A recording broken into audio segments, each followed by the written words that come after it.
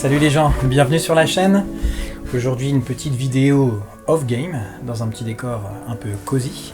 Bienvenue chez moi, prenez un siège, installez-vous confortablement, on est entre nous, on a le temps, on va discuter un petit peu.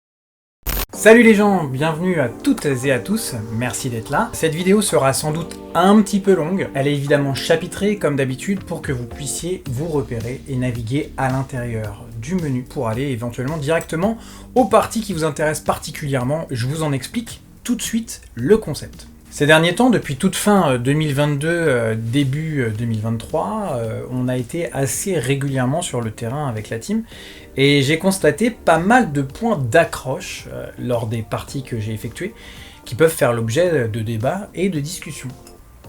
Un petit peu de thé ?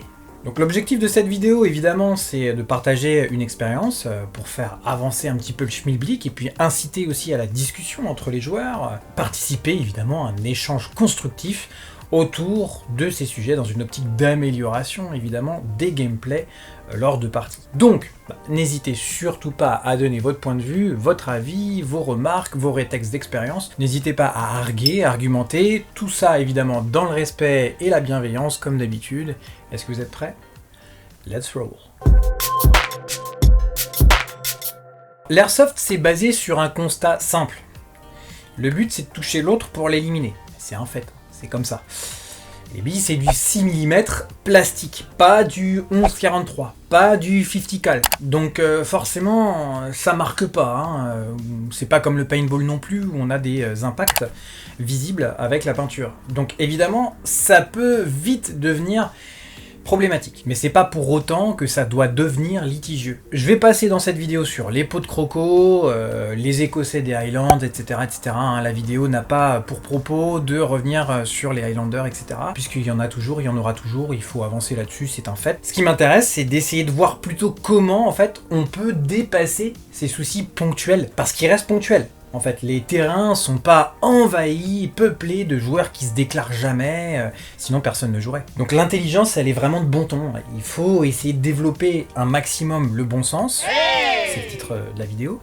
Le fair play évidemment, mais aussi la mesure et le self-control. Je pense que c'est vraiment vital dans notre discipline. Allez, premier exemple.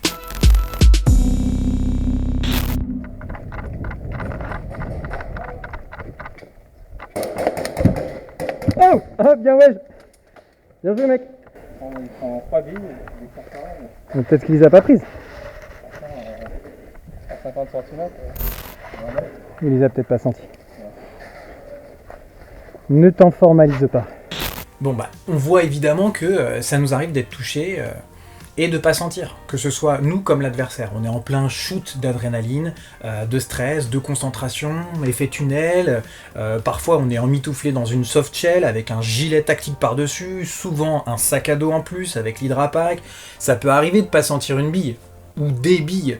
Suffit juste de le dire posément en fait. Et pourquoi pas d'ailleurs en levant la main, ou en montrant significativement qu'on a été touché. Petit carreau de touche, ça fait toujours le taf. Un petit carreau de touche orange ou rouge, un gilet jaune, ce que vous voulez. Moi aussi ça m'arrive de pas forcément sentir une bille.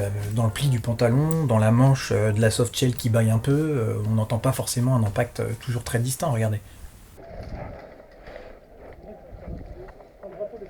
Ouais. Non mais baisse-toi. Bah baisse-toi. Out. T'es touché, Greg. Je suis touché. T'es touché à l'épaule, ouais. Ok. À l'épaule. Non, faut que tu repartes avec au spawn. Mais Ah oui tu peux le filer à la première Ah personne. je pensais qu'il fallait que je le drop. Tu peux le filer à la première personne. Ok. Out qui passe. Tous les hits sont pas forcément toujours aussi remarquables qu'un headshot entre les deux yeux, hein, forcément.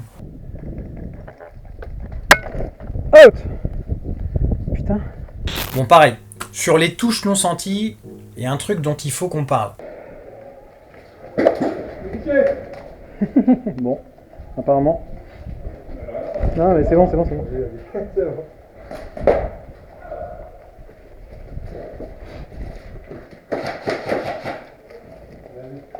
Je t'en mets deux dans le dos quand tu m'entends.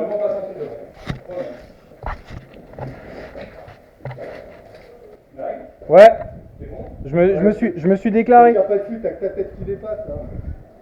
Ça sert à rien d'être un peu rustre, rugueux, agressif, quand on est persuadé que ça ou ces billes ont fait mouche et qu'on les a vues ou je ne sais quoi, on est certain de la trajectoire, il n'y a pas d'obstacle sur la course, si on est en forêt, il n'y a pas un pet devant, il n'y a pas une branche qui vient gêner, et on est sûr d'avoir fait mouche parce qu'on est American Sniper. Bon, ok, d'accord, mais en tout cas, il n'y a rien de plus saoulant, de plus pénible que ce que j'appelle les billes parlantes. Et je vais déposer un copyright sur cette expression. Tu sais, c'est comme dans Qui veut la peau de Roger Rabbit, de Robert Zemeckis.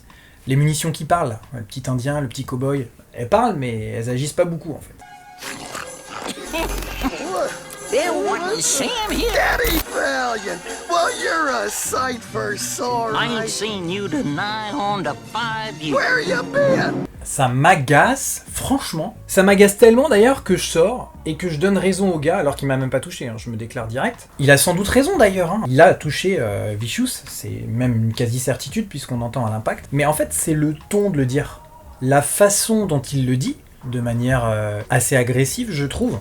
Comme s'il était tout de suite sur la défensive. On échange de la bille, c'est un loisir qui est quand même assez déjà guerrier. On est dans pas un sport de combat, mais une espèce de jeu d'opposition qui est clair. C'est pas la peine de rajouter en plus de l'agressivité, hein. Franchement, respecte ton adversaire, Jean-Marcel. Ça va bien se passer. Et on passe au Friendly Fire. Le Friendly Fire, ou tir ami, franchement, c'est assez répandu. Je pense que tout le monde l'a goûté au moins une fois, ou peut-être même l'a pratiqué une fois sans le faire exprès. Franchement, que le joueur d'airsoft qui ne l'ait jamais fait me tire la première bille.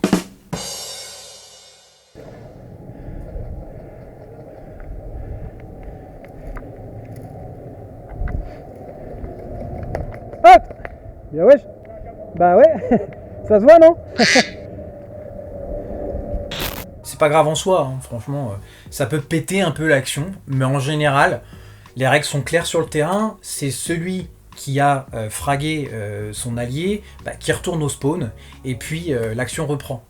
Hein, parfois, il y a même des orgas qui tolèrent que si c'est une petite erreur, c'est la première fois que ça arrive, on freeze l'action et on reprend le jeu dans 2 minutes, le temps que tout le monde se remette à couvert, voilà. Si ça fait 4 fois de suite que ça vous arrive sur le terrain par le même gars ou dans votre team, voyez avec les orgas pour que chacune des teams ait par exemple un brassard rouge et l'autre un brassard bleu, ou 2 brassards bleus et l'autre 2 brassards rouges, que ce soit bien visible, et puis voilà. Bon, les brassards, je sais bien, hein, moi non plus je suis pas fan, mais franchement ça aide profondément sur la fluidité du jeu, sur l'identification. Il n'y a rien de plus net, et ça règle plus d'un problème en plus concernant les dress codes qui parfois sont un petit peu flous. On le connaît, hein, le pimpin qui vient avec un bas multicam et puis une combat de shirt noir et qui dit « Ouais, non, moi, je suis camo, vous inquiétez pas les gars, mais bon, regardez quand même ma tenue parce que elle est atypique. » Bon. Ah, le fair play, le sacro-saint fair play. Depuis que je suis joueur d'airsoft, j'entends ce mot en permanence. Mais j'ai envie de dire presque maintenant à tort et à travers. On se sent obligé de le balancer sur le terrain lors d'une partie, lors d'une dominicale. Mais en fait, qu'est-ce que ça veut dire? Derrière le fair play, il doit y avoir quoi? Il doit y avoir de l'application de ce fair play. Il doit y avoir du bon sens, de l'intelligence. Si on dit non, mais je suis fair play, j'ai fait tel truc, c'est pas en fait le fair play, faire une BA, une bonne action dans la journée et puis de se dire c'est bon, maintenant je fais mon connard. Le fair play, c'est une espèce d'état d'esprit qui est immanent à l'airsoft. C'est quelque chose sans lequel tu peux pas jouer à l'airsoft. Voilà, il est bien d'essayer de se remettre un petit peu en phase avec cette notion parfois. Parce que dire on fait preuve de fair play sur le terrain, en fait ça suffit pas. Je pense qu'il faut vraiment vérifier à ce que les joueurs soient fair play. Et faire des tests de fair play, c'est pas simplement faire des tests de tir fair play sur le terrain, c'est aussi vérifier certaines attitudes, etc.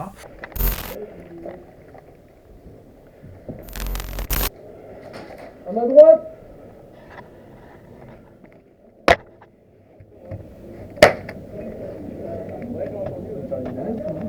Ah non, j'ai les yeux devant mes organes de visée. Bon, là par exemple dans cette vidéo, hein, on reste calme, on ne s'énerve pas, et on rappelle les règles qui sont mises en place par les orgas sur le terrain dans la partie, et voilà, on les rappelle parce qu'elles sont mises en application. Tranquille, Jean-Kévin, calme-toi. C'est pas parce qu'on ne voit pas une mire d'un flingue que t'es pas correctement mis en joue. Si j'aligne mes organes de visée et qui sont éloignés, j'ai pas besoin d'être comme ça, hein, qui sont éloignés parce que je suis bras tendu, toi, t'es en contrebas, tu vois peut-être juste le canon de mon flingue, mais tu vois peut-être pas qu'en fait, j'ai les yeux alignés sur la mire et le guidon. Donc, bon bah voilà, c'est pas grave, mais je te le dis. Eh, tu l'as pas prise? Je vais pas te faire mal à la main. Non, non, moi ça va. Et ouais, des fois c'est pas forcément simple de pas s'énerver. En l'occurrence, là j'étais tellement content de ma petite progression tactique avec un gars sur le terrain que je connaissais pas d'ailleurs, que j'étais super frustré là dans ce cas-là. Parce que Jean-Guy, clairement là, il était battu. J'ai vu sa réaction sur la vidéo. Lapin de 6 semaines, clairement, il était battu. Hein. Par honnêteté, moi par exemple, je serais sorti. D'ailleurs, quand il me tire dessus en tir réflexe, bah il me touche pas non plus. Mais bah je me suis déclaré. Et c'est moi qui sors. Voilà, c'est le comble quand même. Ça, c'est un exemple de mise en application du fair play, je pense. Si certains sont un peu entêtés, ou durs de la peau, hein, ça peut arriver, bah tant pis. Ne vous polluez pas votre game pour eux, et dites-vous que vous êtes là pour passer un bon moment avec vos copains, vous détendre. On va avoir du contact en face. On rentre. On rentre, il y a du contact. Ok. Par contre, ça aurait été bien un couteau quand même, parce que toucher... Bon, c'est pas grave. Non. Il a le droit. Il a le droit? Ah bon? Il a le droit. Oui bon, un petit couteau en plastoc quand même, hein, ça coûte 15 balles. Un humiliateur à la limite, hein, histoire de rigoler un peu. C'est toujours rigolo de se faire sortir par une petite merde comme ça. Une réplique de corps à corps à la limite. Hein, ça peut être rigolo, tu te balades dans les couloirs et ponk, tu touches les gars comme ça. Mais bon, courir à tout berzingue, sans réplique à la main, en touchant les mecs en mode chat, c'est un peu chelou quand même. Justement, là, pour le fair play, on joue à l'airsoft, on n'est pas sur un sport co où on va être sur une touche à la main, mais on est sur un jeu où on va faire des touches avec des répliques. Donc là, pour le coup, j'aurais pu me dire, bah, pourquoi tu me touches? Bim. Bah voilà, fallait sortir un couteau. Tu passes derrière le gars, tu lui mets un petit coup gentil, hein, pas humiliant, au couteau, ou tu le plantes, ou schlack, voilà, tu fais le bruit, ou voilà. Mais toucher comme ça, bon, moi j'ai trouvé ça un petit peu étrange, donc essaie d'investir dans un petit humiliateur, Jean-Étienne. 10 balles. Alors maintenant, on va parler de l'analyse situationnelle, ce qui fait que tu prends en compte le contexte, l'environnement, les règles qui vont avec, le bâtiment, l'état des joueurs, tout ce qui va faire que la situation, tu dois l'analyser. Ben, souvent, les mecs, ils pensent pas du tout à ça, et ils sont en mode focus sur le gars qui est au bout de ma mire. Parce que là, ça fait 10 minutes que j'attends, je sais qu'il est là, il va sortir, je vais le shooter, je vais faire un frag. Parfois, on comprend rien au game, hein. On a loupé un truc dans la situation de jeu, et ça nous énerve. Regardez.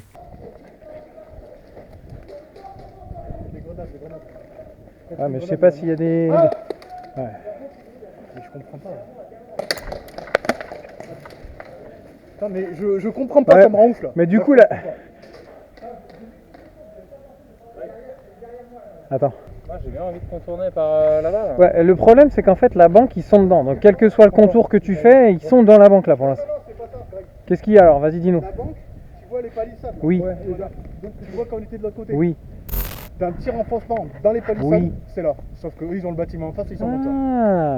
Je sais pas vous, quand je comprends pas un truc, si j'ai cherché par moi-même et que j'ai toujours pas la solution, je suis toujours en échec, bah je demande à ce qu'on m'explique ou qu'on m'aide. Prendre du recul et analyser, c'est toujours beaucoup mieux que de forcer bêtement et ça déverrouille très souvent la situation. Donc n'hésitez pas à vous déclarer out, trouver un orga, vous allez le voir et vous lui demandez ce qu'il en est sur telle règle, tel endroit ou telle jouabilité dans le jeu afin de comprendre un peu mieux comment ça se fait, etc. Parce que franchement, des fois, à la mi-temps ou à la pause repas, On a des joueurs qui disent « Ah mais moi j'ai pas capté cette phase là, j'ai pas pigé tel truc, quand les civils ils ont fait ça, pourquoi on pouvait pas faire ça nous dans cette manche, etc. » Ben t'as demandé à leur gars ? Ben non. Oh, bah c'est con Jean-Marcel, t'aurais peut-être dû. Mais bon, le prochain point, il est autrement plus dangereux je trouve. Alors, regardez. Qu'est-ce qui s'est passé? Je suis où, mec? Ah, ça. Hmm. Le mec, il a sa tête là. Ouais. Je suis comme ça. Il se retourne, il se baisse, il se lève, il me tire dessus. Ah ouais, c'est pas cool. En plus, le gars, tu l'aurais touché et capturé en même temps, donc il avait pas envie de perdre. Le mec, il est là-dedans, tu vois. Moi, je suis là. Je vois que sa tête. Je suis comme ça. Il est là. Je vois que sa tête, mais il regardait pas. Le mec, il se retourne et il me tire dessus. Et je lui dis, non, mais j'aurais pu te tirer 15 fois dessus. Il me dit, ouais, mais pas grave, t'avais qu'à le faire. Ça n'a pas de sens. À la limite, dis-moi, merci mec, t'as bien joué, voilà, c'est bon, je me casse. Jouer sur un terrain à 200 mecs. Même tu le fais pas ça. Oui. Tu le fais pas ça. Ah, Là, c'est pas ça. tu vois, tu regardes. On est Tu 15. regardes Border War, mec, j'ai jamais vu autant de fair play en fait. Oui, c'est clair. Ouais. On était 3000. C'est pas une question de nombre en fait, c'est une question de mentalité. Moi, je me comporte de la même manière sur tous les terrains avec n'importe qui. Alors, franchement là c'est juste du bon sens. Comme Guiche l'explique bien sur la vidéo, à la limite, dis merci. Tu veux quoi? Tu veux qu'on te refasse les dents au fluor, c'est ça? Ouvre la bouche. Non mais, c'est un délire. On va pas lui emporter une oreille ou lui faire un trou dans la joue, le gars, parce qu'il veut pas sortir, ou parce qu'il dit non, mais vas-y, tire-moi dessus, il y a juste ma tête, là, en vis-à-vis de ton canon. Là, c'est vraiment un manque de recul, Jean-Noël. Tu peux pas faire ça sur le terrain, c'est trop dangereux. Pour toi, pour le joueur qui va te tirer dessus, aussi, pour la responsabilité des orgas, mais surtout pour toi. On fait un loisir qui peut être dangereux, hein, franchement. Ne forçons pas le destin, les yeux, les dents, ça repousse pas à notre âge. Je vais m'arrêter là, en termes de risque, ça va aller, du bon sens quoi, c'est tout. Allez, on passe sur un autre gros point de friction, j'ai nommé la zone de respawn. Clairement, ce problème, ça peut carrément niquer le jeu, mais totalement. Ouais, je suis allé en TH pour vérifier qu'il y avait rien dedans, mais t'as vu, j'ai pas tiré. Tu m'as dit c'est votre spawn. C'est juste parce que Je vous ai vu de façon immobile, je me suis dit ils sont pas en jeu. dans ouais. l'équipe d'en face, en fait, genre, ils se mettent mis radar là-bas, on fait un pas du spawn, Ouais, on bah se oui, dévie, ouais. c'est un peu chiant quoi. C'est ça le problème au niveau de la taille du terrain et de la portée. Analyser la situation, utiliser le bon sens, ça y est, je l'ai redit, mais là c'est un peu le mot qui fâche parce qu'il n'est pas égal chez tout le monde, j'ai l'impression. Et souvent il suffit juste de stopper l'action, reculer, attendre un peu que la phase de jeu avance, on essaie de pas regarder le jeu pour pas spoiler, on se retire, on se met dans un autre compartiment du terrain et on repart en jeu 10 minutes après, le temps de souffler, boire un coup, manger une barre de céréales et puis voilà. Ok, il y a du monde dans le bâtiment à l'intérieur. Ça tire de l'intérieur.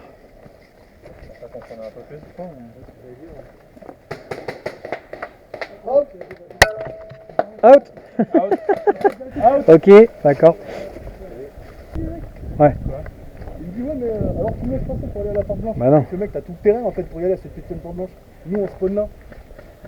Si tu veux créer du jeu, arrête de te mettre là et d'avoyer les gens qui veulent. On a notre truc là, on est là, on se fait tirer dessus. Mais juste 2 secondes mec, réfléchis quoi. Bon, il s'énerve un peu là, Guiche, mais je le comprends personnellement. Même si en face, le ou les gars, bah, ils savent pas qu'on est si près de notre point de respawn, on était vraiment près de notre point de respawn. Sans exagérer, je pense une petite dizaine de mètres, peut-être un peu moins. Mais les gars n'ont peut-être pas la visibilité du terrain. Donc, médiation, j'ai envie de dire. Un orga, peut-être. Bon, manque de chance, là, il n'y avait personne. Alors, quand t'as un teammate sur le terrain, ou ton team leader, ou voilà, qui te calme et qui essaie de te poser pour essayer d'aller discuter posément, c'est bien, mais des fois, ça suffit pas. Donc, le nombre d'orgas, il doit être proportionnel au nombre de joueurs. Si on est 200 sur un terrain, 3 orgas, ça suffit pas. Si on est 50 sur un terrain, 1 orga, ça suffit pas. Et je renvoie en ce sens aux propos de Gorky dans sa super vidéo sur ce qu'il faudrait changer en Airsoft. J'ai rencontré justement à l'occasion d'une des parties récentes dont j'ai utilisé certains extraits là dans cette vidéo, et on a pas mal discuté, c'était vraiment super intéressant, et j'avais vu sa vidéo avant, du coup j'ai fait le lien, et il explique justement que le taux d'encadrement dans ce qui devrait changer dans la législation Airsoft, par rapport à la fédération, mais par rapport au loisir de manière globale aussi, c'est le nombre d'orgas. Il faut que ce soit super sérieux pour que justement, dans ce cas de problème de respawn, il y a un mec qui dise « Non, mais t'inquiète pas, moi je suis là, j'ai vu l'action, c'était propre, c'était net, eux ils savaient pas, retourne en jeu, il n'y a pas de souci, ou alors on va de l'autre côté du terrain. » Voilà. Et on finit par le chapitre des grenades. Ça va être une sacrée partie de plaisir. Laissez-moi vous dire que c'est toujours un sérieux problème sur le terrain. Il y a tellement de réglementations, il y a tellement d'avis différents en fonction des assauts, des environnements, des terrains, CQB, pas CQB, c'est des villages en bois, palettes, ou c'est juste de la forêt, ou c'est du bâtiment en dur, des anciens trucs désaffectés. Mais du coup, en fait, comment on prend ces paramètres en compte pour éviter les litiges? Eh ouais.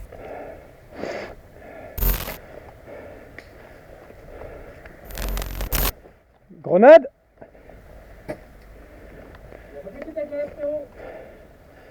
Ouais, c'est possible avec le sol mou. Hop. Si elle a pété. Elle a pété. Ouais. Non mais il a pas entendu je pense. Ou alors peut-être qu'elle était pas bien chargée, c'est possible. Bah elle a déclenché mais t'as pas dû l'entendre. Mais c'est pas grave. Non mais y a pas de souci. Hop, non le percuteur était défait. Je te le garantis. Non mais c'est les e-race sur les sols mous, ça marche pas bien. Non mais y a aucun problème. Bon, en forêt, franchement, utiliser une grue non détonnante, c'est toujours super compliqué, à cause du déclenchement qui est très aléatoire sur le seul meuble. Mais quand tu fais une belle progression bien carrée et qu'au final, t'arrives à te glisser juste en face de l'entrée du bâtiment dans lequel sont tes adversaires pour jeter proprement ta grenade dans la structure, moi j'ai envie de dire, péter ou pas péter la grenade, limite, je dis, bien joué aux gars. Et ça va péter. Bon ok, vous allez me dire, ouais mais dans ce cas-là, tout le monde prend des grenades non chargées, et puis les balance en disant, ah bah je t'ai balancé une grenade, Jean-Noël, donc tu sors. C'est mieux si elle se déclenche, hein, quand tu la joues la grue. Mais j'ai envie de dire, pourquoi pas? Moi j'aimerais bien personnellement un jour tester une partie où chacun a des demi-grenades, des trucs en caoutchouc, je sais pas, enfin un truc en mousse, et puis chaque joueur en a une. Si t'arrives à placer ton bonbon là où il faut, bah on considère que la pièce est détruite sur un rayon de 5 mètres.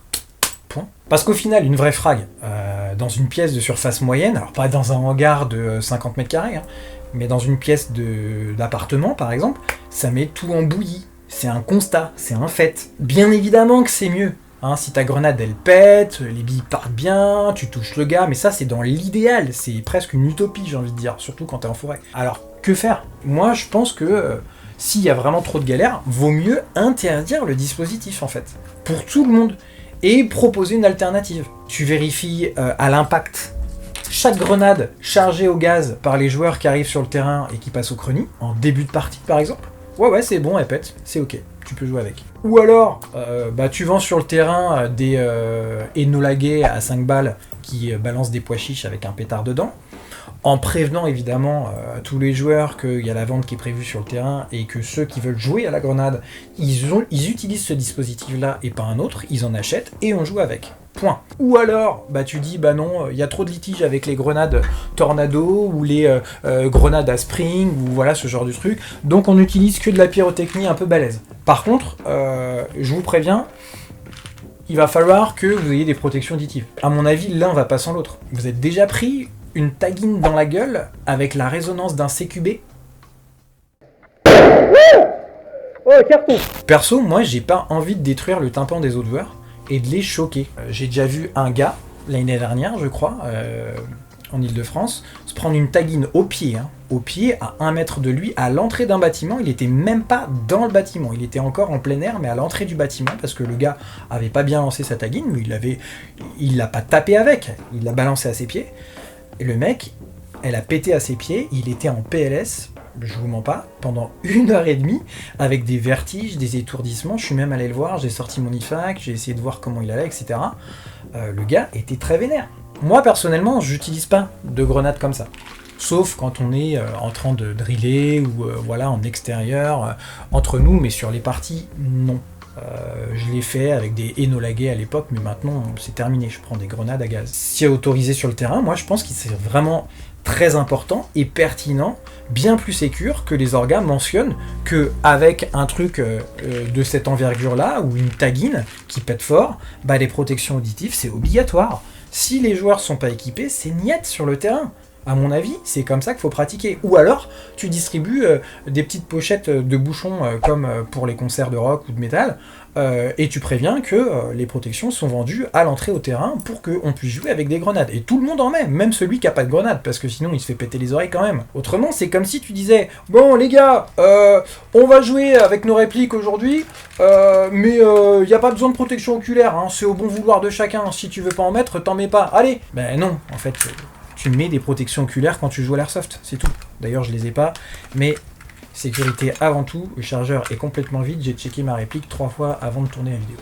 Attention, hein, à côté de ça, je suis complètement partisan de l'utilisation d'accessoires ou de dispositifs qui renforcent l'immersion. Tu déverrouilles des situations en balançant une grenade dans une pièce lors d'un assaut CQB, tu craques un fumigène à 7 balles ou une flashbang pour rentrer dans un bâtiment, étourdir l'adversaire, ou faire progresser ta team alors que t'es sous le feu ennemi. C'est génial, c'est super immersif. Ou une grenade à 15 balles ou plus, genre tagging, etc. C'est cher. Donc si tu l'utilises, c'est pour traiter efficacement un rayon d'action, c'est congruent dans le jeu, mais l'encadrement doit être aussi strict en conséquence. Harmonisation et sécurité, selon moi, pour tous, sans exception. Les mêmes règles, affiliées aux mêmes normes de sécurité homogènes. Parce qu'après, t'as tellement de failles sur le point de jeu avec les grenades, et t'as beaucoup de joueurs de mauvaise foi. Elle n'est pas chargée ta grenade, il n'y a pas de gaz dedans, bah, les billes elles sont pas sorties, ou mieux, les billes sont sorties mais elles ne m'ont pas touché. L'exemple en image.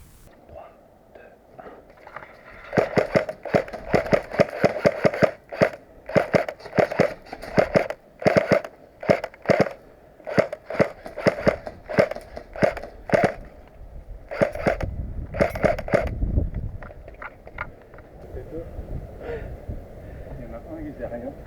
Ouais. Tu l'as eu ou pas? J'en ai eu un des deux. Une grenade. Yes.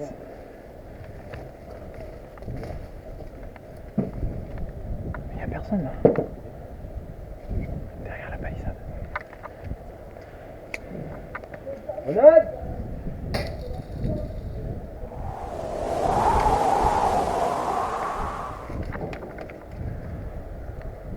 C'est parti.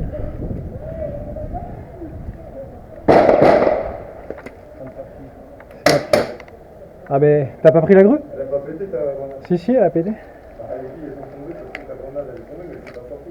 D'accord. Bon, la grue a pas pété apparemment. C'est une gaz. Ouais, c'est une gaz. Bon. Et il a pas envie de sortir, laisse tomber. Normal, là, hein. La grue elle est tombée à 3 mètres de ses pieds. Bah ouais, hein. Pas vu, pas pris, forcément. Hein. Bon, là, le gars, il savait pas que j'avais une caméra sur le casque, donc il est grillé. Mais t'en as toujours pour négocier. C'est pénible, c'est gamin, c'est fatigant, quoi. Juste après cette action, d'ailleurs, sur la vidéo, là, bah, c'est la fin de partie. Donc, le mec, il a attendu dans son grenier pendant 1 heure ou plus pour tirer par la fenêtre par laquelle on nous voit passer au début de la vidéo, ou attendre qu'un gazier monte à l'échelle derrière lui pour lui en coller 2. Tout en ne prenant pas sa grenade quand on essaie de le déloger proprement parce qu'on sait pertinemment qu'il est là. Franchement, en commençant à faire un peu d'images sur le terrain et de la vidéo, je pensais pas du tout que je filmerais ce genre de truc et que ça pourrait servir à me dédouaner dans certains cas de litige en fait. Je pensais simplement aux belles actions, aux belles phases, aux chouettes progressions intimes qui auraient de la gueule. C'est un peu dommage d'en arriver à là, franchement. Ça me saoule d'avoir une caméra sur la tronche pour faire ce genre de truc en fait. Moi, je suis pas flic, je suis pas arbitre, je suis joueur. Bon allez, on va quand même finir sur une touche positive, fort heureusement. Plein de joueurs, et c'est là-dessus que je veux finir vraiment, c'est important de souligner, ils ont ce bon sens, il faut être optimiste, il y a de l'espoir, regardez. Grenade! La grenade elle compte pas, elle a pété là. En général, c'est 5 mètres de rayon. Vas-y, bah où alors? Voilà les gens, cette vidéo touche à sa fin. J'espère que son format vous a plu et qu'elle alimentera de nombreux débats et la réflexion autour de notre pratique pour les nouveaux qui découvrent notre loisir ou pour les plus expérimentés dans la discipline. Le fair play, c'est obligatoire, mais le bon sens, c'est tout aussi nécessaire. Et j'en profite pour faire un peu de pub pour un autre média que j'ai découvert là il y a quelques jours via Instagram, le podcast Tactical Cast. C'est le seul podcast sur l'airsoft français actuellement. Il est essentiel de découvrir ce média pour les débutants, ceux qui s'intéressent à l'airsoft et qui ont envie de s'y mettre, ou même les aficionados et les experts. C'est vraiment un support de très très belle qualité, c'est bien produit, bien présenté, c'est super pertinent. Et voilà, moi je félicite Kano, son créateur, que je salue au passage. Franchement, salut Kano, et continue comme ça, c'est de la super cam. Foncez écouter ça, les liens sont en description. Pour ma part, vous avez compris que j'ai kiffé. Et je vous laisse là-dessus les gens, vous savez où cliquer pour soutenir mon boulot. Vous pouvez nous suivre sur Facebook, sur Insta, tout est sur le bandeau de la chaîne quand vous êtes sur YouTube. Moi je vous dis à très vite pour d'autres vidéos. J'ai plein de trucs comme d'habitude dans les tiroirs, et plein de projets, dans les tables de montage. Ça va charbonner à mort en 2023. Je vous fais plein de bisous, profitez bien de vos parties, laissez rager les rageux et ne prenez que le positif. Essayez, en tout cas, ça vous fera du bien. A bientôt sur la chaîne ou sur les terrains, éventuellement, ce serait cool. Ciao!